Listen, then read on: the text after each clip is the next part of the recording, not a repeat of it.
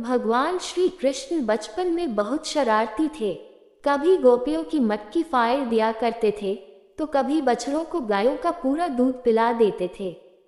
गोकुल की गोपियां चाहकर भी प्यारे से श्री कृष्ण को डांट नहीं पाती थीं, क्योंकि वो इतने नटखट थे कि उनकी शरारतों को देखकर उन्हें दुलारने का मन करता था।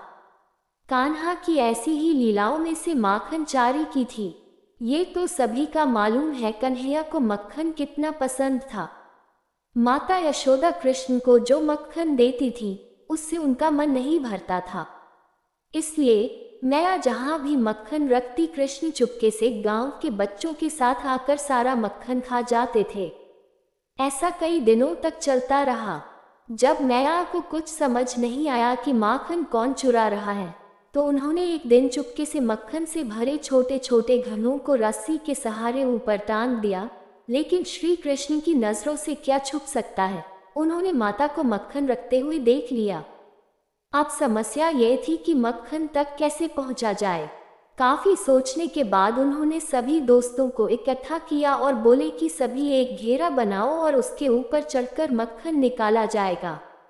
इस तरह से वह उनके सारे दोस्त पूरा माखन चट कर गए।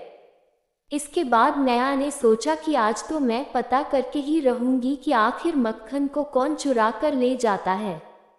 मक्खन को मटकी में रखकर ऊपर टांग दिया और छुपकर देखने लगी। कुछ ही देर में कान्हा अपने दोस्तों के साथ वहां पहुंच गए। ये देखकर मैया को पूरी बात समझ में आ गई और जब सभी माखन चुराने लगे तो तभी माता यशोदा पहुंच गई। माता को देखते ही सभी बच्चे वहां से भाग गए, लेकिन श्री कृष्ण मटकी की रस्सी पकड़कर झूल रहे थे। माता ने आकर उन्हें नीचे उतारा और प्यार से डांटते हुए कहा कि अच्छा तो तुम हो वो माखन चोर जिसने मुझे बहुत परेशान किया है।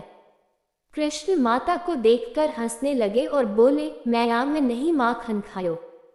इस पर माता बोली कि अपनी मैया से ही झूठ बोलते हो कृष्णा। कन्हैया की भोली सी सूरत देखकर और उसकी प्यारी सी बात सुनकर माता ने कृष्ण को अपने गले लगा लिया और बोलने लगी, मेरा प्यारा नटखट माखन चोर। बस तभी से श्री कृष्ण को प्यार से माखन चोर कहकर बुलाया जाने लगा।